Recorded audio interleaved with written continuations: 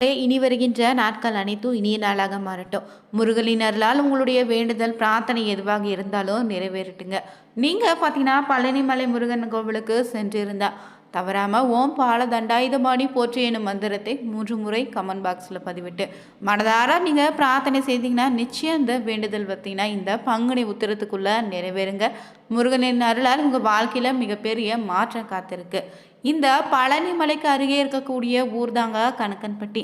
இந்த கணக்கன்பட்டி சித்தர் பற்றினா வாழும்போதே பல அதிசயங்களையும் பல்வேறு மக்களுடைய வாழ்க்கையில் நல்ல ஒரு மாற்றத்தை ஏற்படுத்தியிருக்காரு. அந்த வகையில் இந்த சித்தருடைய அருள்வாக்கின்படி இனி வருகின்ற நாட்களில் பார்த்தீங்கன்னா 3 ராசிக்காரர்களுக்கு கிரகநிலை ரீதியாக தற்போது சில நாட்களுக்குள்ள மிகப்பெரிய ராஜயோகம் காத்திருக்கு. அந்த ராசிக்காரர்கள் யார் யாருன்னு தெரிஞ்சுக்கலாங்க.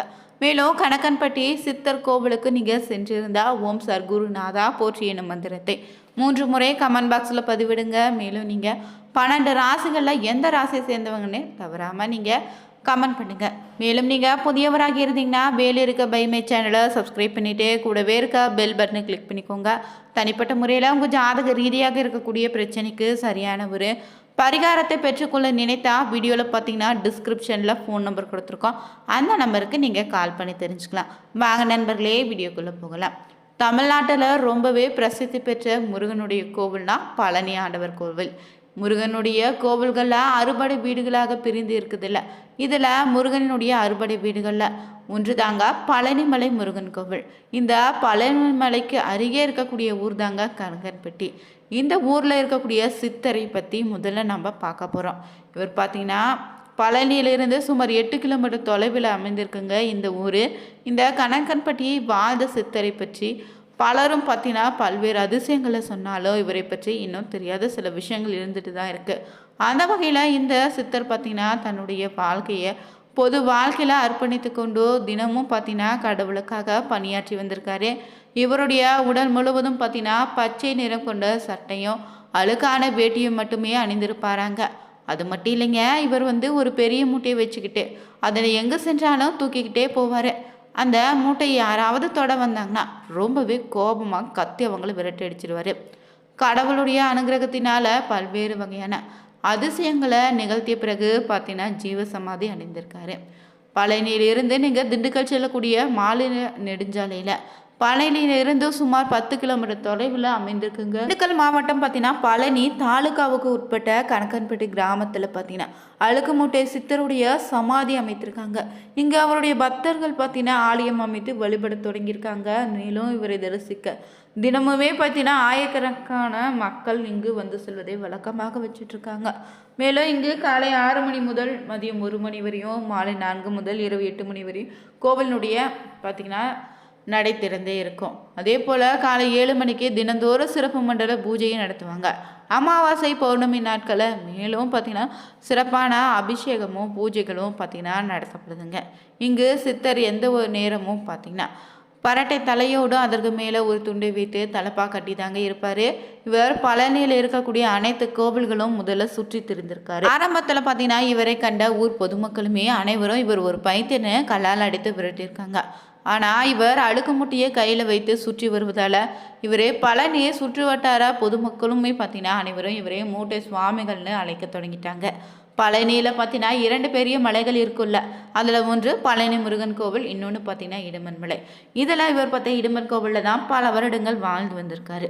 பிறகு பழனி மலைக்கு அருகில் இருக்கக்கூடிய கணக்கன்பட்டி ஊரில் சுற்றி வந்திருக்காரு. அப்போது ஒரு நாள் பார்த்தீங்கன்னா இவர் மரத்தடியில் அமைந்திருந்த போது அந்த வழியே சென்ற கார் ஒன்றை வழிமறைத்து நின்றிருக்காரு.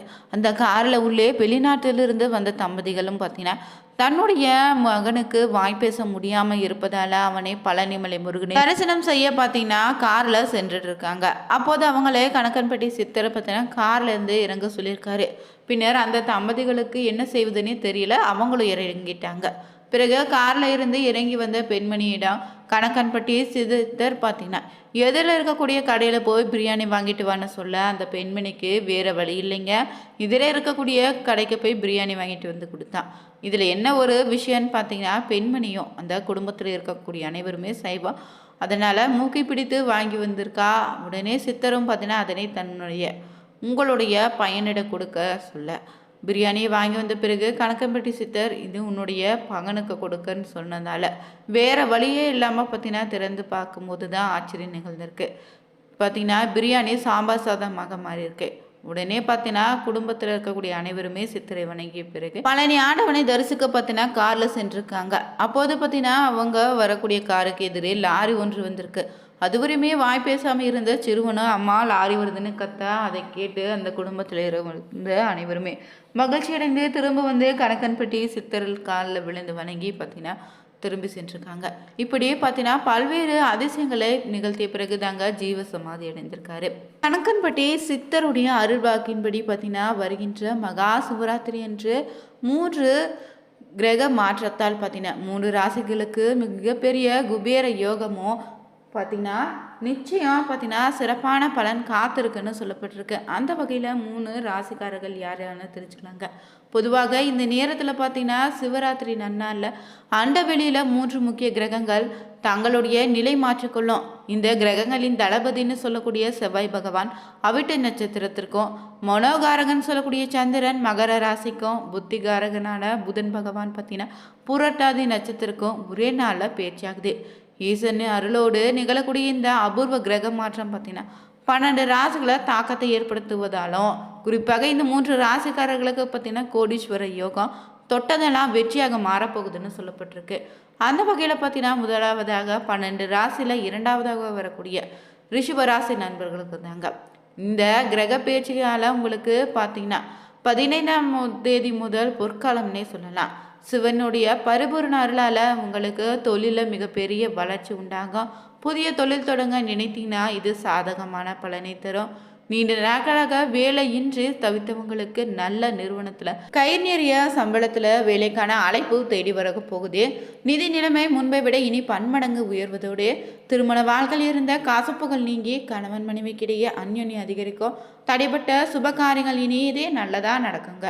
அடுத்ததாக கடகராசி நண்பர்களுக்கு பார்த்தீங்கன்னா சந்திரனுடைய ராசிநாதனாக நீங்கள் இருப்பதால் இந்த நாள் பார்த்தீங்கன்னா ரொம்ப பெரும் மகிழ்ச்சி உங்களுக்கு தரப்போகுது.